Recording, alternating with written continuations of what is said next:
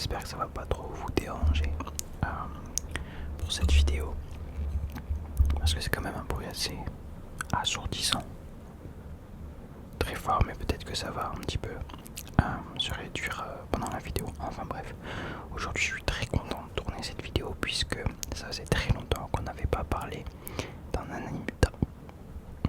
D'un animé. Aujourd'hui je vous raconte l'histoire d'un animé que j'ai vu il n'y a pas si longtemps que ça, qui fait partie des gros animés des années 2000. On a Naruto, One Piece, Dragon Ball et celui-ci qui est donc Bleach. Vous connaissez peut-être, c'est je pense le moins connu des quatre. Peut-être que ça dépend aussi de la génération de laquelle vous faites partie. Mais donc Bleach, manga sorti entre 2001 et 2016. Au niveau de l'animé, on compte actuellement 406 épisodes, mais c'est en train de sortir parce qu'il y a un nouvel arc, il me semble, ou alors ils sont en train de terminer un arc. L'auteur et dessinateur, c'est le mangaka Tite Kubo, qui est japonais. Et donc, dans cette vidéo, je vais vous raconter l'histoire de Bleach, mais uniquement le premier arc. On va faire comme One Piece. On va procéder arc par arc, et donc là, je vous raconte les débuts de l'anime et le premier arc majeur, Soul Society. Donc installez-vous confortablement et je vous raconte cette histoire passionnante dès maintenant. Alors Bleach, c'est l'histoire d'un jeune garçon, Ichigo Kurosaki. C'est un étudiant, il a 15 ans et il vit au Japon. Il vit au Japon avec sa famille. Il a deux sœurs, Karin et Yuzu, et son papa, Ishin. Malheureusement, sa maman est décédée quand il était petit. Malgré cette absence qui se fait ressentir en vrai pas mal, ils le cachent tous un petit peu, mais tu sens que ça a laissé un vide au niveau de la famille. Mais globalement, dans cette première entrée en matière dans l'animé, on vit un peu avec la famille et c'est une ambiance qui est typique des animés, cet humour un peu où il se chamaille tout le temps, mais c'est hyper rigolo. Le papa est complètement fou, c'est très très drôle. Et donc voilà, on pourrait croire à une vie tout à fait normale au Japon dans cet animé qu'est Bleach. Mais la petite spécificité, c'est que Ichigo, depuis qu'il est petit, il a une capacité un peu spéciale qui lui permet de voir et de interagir avec des esprits, les âmes de personnes qui sont décédées. Donc quand il se balade, il peut voir en gros un fantôme. Et c'est en fait une âme d'une personne décédée très récemment. Et donc là, ça inclut un petit peu un côté surnaturel et ça nous montre directement que Ichigo, il a quelque chose de spécial. Donc voilà, c'est quelque chose de inhabituel, mais il a appris à vivre avec puisqu'il a depuis qu'il est enfant, comme je vous l'ai dit. Tout l'anime va changer lorsqu'un soir, alors qu'Ichigo est tranquillement posé dans un beau champ, il y a une fille qui fait éruption dans sa chambre en passant par la fenêtre. Laissez-moi vous introduire le personnage Rukia Kuchiki. Rukia Kuchiki est ce qu'on appelle une Shinigami. Donc d'ailleurs, quand elle entre dans la chambre de Ichigo, elle est un petit peu étonnée qu'il puisse la voir, puisque normalement les Shinigami ne peuvent pas être vus par des humains. Et là, on va en apprendre pas mal sur l'univers de Bleach. Comme je vous l'ai dit, Ichigo est capable de voir l'âme des gens décédés. Et en fait, les Shinigami ont comme rôle d'accompagner les âmes vers le paradis. En fait, quand quelqu'un meurt dans cet animé, l'âme va directement soit au paradis, soit en enfer. Mais il existe deux cas. Le cas des âmes errantes, tout simplement ceux qui ne sont pas prêts à quitter la terre, ils n'ont pas accepté le fait d'être morts, ils sont dans le déni, ils ont le cœur brisé, donc ils veulent rester attachés à une personne qu'ils aimaient, enfin voilà, quelques petites raisons comme ça. Et donc elles continuent de errer sur terre. Et dans ce cas-là, les Shinigami ont pour objectif de les amener vers le paradis. Mais il y a aussi une deuxième forme d'esprit appelés les holos. Les holos, ce sont des esprits maléfiques. Ce sont en gros les méchants dans l'histoire. Et une âme errante, quand elle erre trop longtemps, peut devenir un holo. Un holo peut transformer quelqu'un en holo. Enfin voilà, c'est un peu une contagion, une contamination. Et là, l'objectif des Shinigami avec les holos, c'est tout simplement de les purifier en les tuant. Et donc voilà, Ichigo rencontre cette Rukia, qui est une Shinigami. Toujours étonné qu'il puisse la voir, il papote un peu, ils font connaissance et elle lui explique qu'elle s'est rendue dans sa maison parce qu'elle avait remarqué que récemment beaucoup de holos traînaient autour de lui et de sa famille. Et elle fait comprendre que c'est assez inhabituel qu'il y ait autant de holos autour d'une même famille. Donc elle est un petit peu inquiète. Et un jour, alors qu'ils sont en pleine discussion, ils se font attaquer par un holo. Je me souviens plus exactement pourquoi, mais Rukia est mise hors de combat. Et donc Ichigo se retrouve seul face au holo. Le problème, c'est que il faut des pouvoirs pour se battre contre un monstre pareil. Et donc Rukia va faire quelque chose qui est interdit chez les Shinigami. Elle va lui prêter ses pouvoirs. Et donc Ichigo va emprunter de manière temporaire les pouvoirs de Rukia et se transforme en Shinigami intérimaire et réussit à vaincre ce holo. Deux choses. Première chose, c'est que en fait il a pris trop de pouvoirs. En gros, il a pris quasiment tous les pouvoirs de Rukia et donc elle n'a plus de pouvoir et lui devient un Shinigami malgré lui. Deuxième chose, c'est que contrairement à beaucoup d'animés de cette période des années 2000 jusqu'à maintenant, en général les shonen, le personnage principal n'est pas le meilleur au début, il est assez faible et c'est à force de détermination, de volonté qu'il devient le meilleur. Et bien là, dès le début, Ichigo est méga fort. Il impressionne à chaque fois qu'il se bat et il impressionne les Shinigami et enfin tout le monde en fait, ses ennemis comme ses alliés. Mais donc, une fois qu'il a vaincu ce holo, il continue d'être un Shinigami malgré lui. Et Rukia, qui n'a plus ses pouvoirs, va devoir le forcer à accomplir son rôle de Shinigami. Et donc ça va être un petit peu ça, les aventures des premiers épisodes.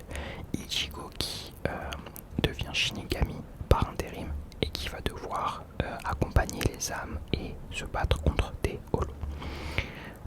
Pendant ces petits épisodes, on va rencontrer quelques personnages intéressants. Je vous les introduis très rapidement. On a Inoue et Chad qui sont deux camarades de lycée de Ichigo. On a aussi Ishida qui est aussi un élève du lycée mais qui ne connaissait pas auparavant le groupe et en fait il fait partie d'un clan appelé le clan Quincy et il le cache. Il a une fausse identité dans ce lycée en tant qu'humain parce que le clan est censé avoir été exterminé par les Shinigami. Donc déjà lui il a un peu la haine contre les Shinigami évidemment et il se cache pour ne pas se faire tuer pardon. Mais il va finir par se lier d'amitié partout avec tout le groupe et même avec Rukia qui est une Shinigami. On a aussi Urahara qui est un marchand pour Shinigami et qui se trouve être un ancien Shinigami lui-même. Il est plein de mystères qu'on va découvrir dans cet arc et plus tard. Et enfin on a Kon. Kon c'est une âme enfermée dans un doudou. Il est hilarant. Je vous explique pas pourquoi il est arrivé là, c'est un épisode bien spécifique qui nous l'explique.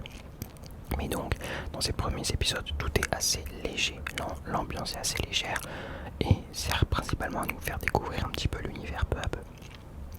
Mais tout va basculer lorsqu'on apprend que Rukia est recherchée par la Soul Society. La Soul Society, c'est le lieu où résident les Shinigami. Pourquoi est-elle recherchée? Parce qu'elle a passé trop de temps sur Terre et parce qu'elle a prêté ses pouvoirs à un humain. Et donc, deux Shinigami vont venir l'arrêter. Abarai Renji, qui se trouve être un ami d'enfance de Rukia, et Byakuya Kuchiki, l'un des meilleurs Shinigami, mais aussi le frère de Rukia, le grand frère adoptif. Et donc, ils vont l'arrêter et l'amener à la cité des Shinigami, la Soul Society. Mais évidemment, ça ne va pas plaire à Ichigo, surtout quand il apprend qu'elle risque quasiment de manière sûre la peine de mort. Et donc pour lui, il sait évidemment hors de question de la laisser là-bas. Urahara va lui proposer de l'entraîner pendant 10 jours, un entraînement intensif qui servira à réveiller ses propres pouvoirs de Shinigami. En gros, il veut augmenter sa puissance en le faisant devenir un véritable Shinigami, alors qu'avant il avait simplement les pouvoirs de Rukia.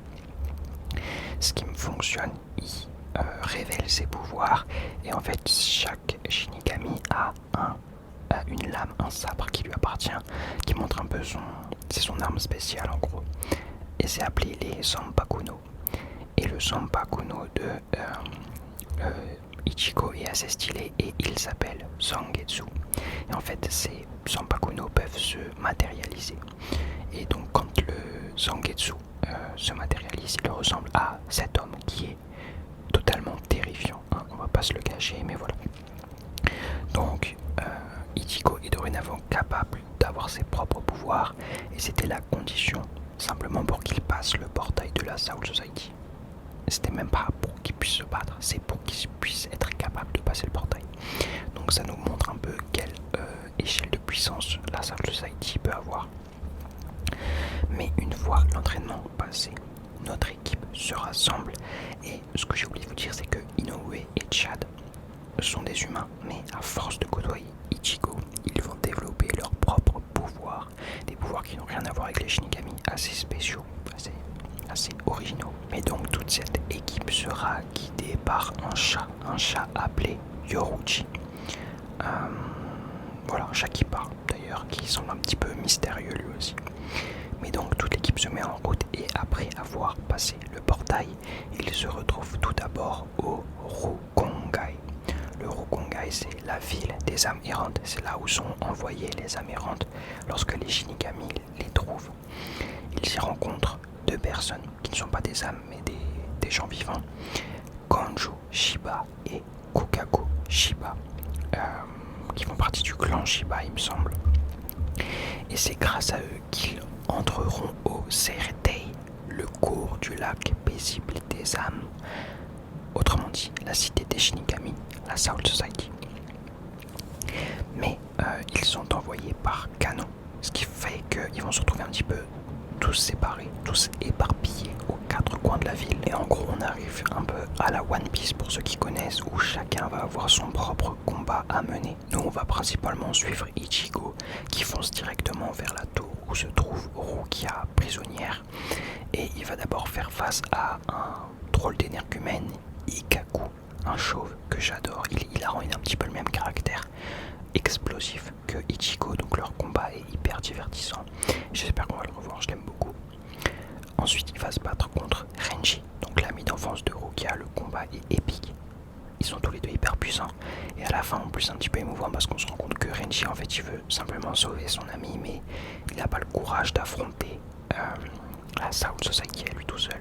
Et donc, Ichigo va un peu l'inspirer et lui donner cette force, ce courage de se révolter pour sauver son ami. Donc voilà, trop stylé.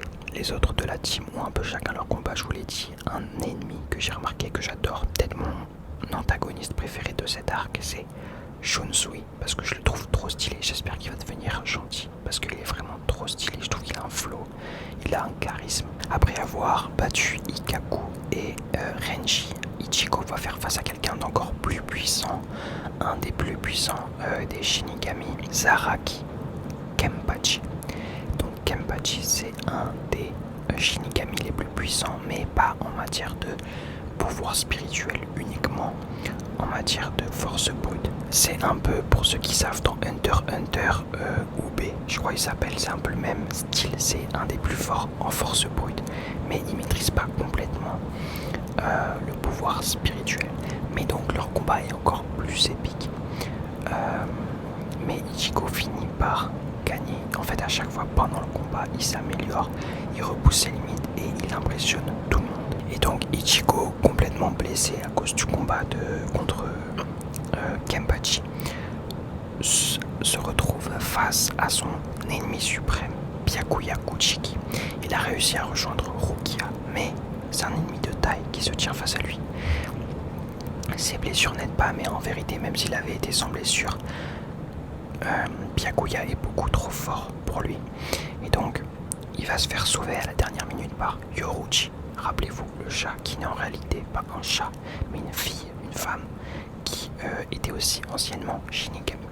Et donc elle sauve Ichigo et il s'éloigne de la Soul Society pour s'entraîner pendant 3 jours afin de faire passer encore un nouveau step à Ichigo pour le rendre capable de battre Byakuya. Et donc l'entraînement encore une fois est rude et pendant ce temps il y a l'exécution de Rukia qui commence à se mettre en place.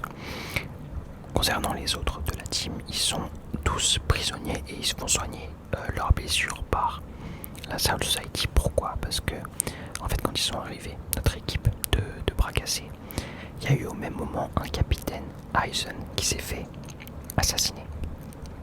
Et en fait la Soul Society ne sait pas s'il s'agit des intrus, donc de nos protagonistes, ou si c'est une trahison en interne. Et nous on le sait que c'est pas nos protagonistes, donc on suppute, on pense que c'est une trahison interne. Ça je vais pas vous spoiler à la fin parce que c'est le plot twist suprême de cet arc qui est magistral. Mais donc voilà, et au final les ennemis que Ichigo a battus vont peu à peu s'allier à lui. Et on a des capitaines qui veulent détruire l'arme suprême qui sert à l'exécution parce qu'ils suspectent que le traître veut s'en emparer parce que c'est une arme qui a la puissance d'1 million de Zanpakuno. Donc voilà, c'est un peu le bazar à la fin, cette Soul Society. Et l'exécution a lieu. Rukia est à 2 doigts de mourir à cause de cette arme. Et vous vous en doutez, Ichigo fait l'entrée la plus stylée de tout l'arc, de tout l'anime. Et stoppe cette arme suprême avec sa lame, à lui tout seul. Et là, tout explose un petit peu. On a ceux qui sont un petit peu dans le camp de la Soul Society, on a ceux qui veulent détruire l'arme, ceux qui sont avec Ichigo, et donc ça va être un peu le bazar. Renji va s'occuper de Rukia et fuir avec elle, pendant que Ichigo va se battre enfin son dernier duel contre Byakuya Kuchiki, qui est probablement le plus puissant connu à ce jour. Et donc là c'est le climax, c'est le meilleur combat de tout l'arc. L'arc est incroyable. Ichigo arrive avec un nouvel outfit, donc il est encore plus stylé. Et le fait est qu'il a développé une technique appelée Bankai. En gros c'est un peu la technique suprême, c'est tu maîtrises tellement ton pouvoir spirituel et t'as tellement un lien fort avec ton Zanpakuno que tu lui fais passer sa forme finale en gros. Et ce qui est un petit peu perturbant, c'est que Byakuya le dit lui-même, c'est très rare que des Shinigami qui ont des années d'expérience puissent arriver à ce stade. Ichigo, ça fait 3 mois, il est Shinigami, il arrive déjà à ce stade. Donc on comprend pas, moi j'arrive pas, c'est ça qui m'a perturbé pendant l'anime, c'est d'où lui vient cette force qui est incroyable. On l'a pas découvert pendant cet arc, quoique on va avoir des petits indices pendant son combat contre Byakuya. Je vous en dis pas plus parce que ça c'est vraiment stylé pour le coup, c'est vraiment à découvrir sur le coup.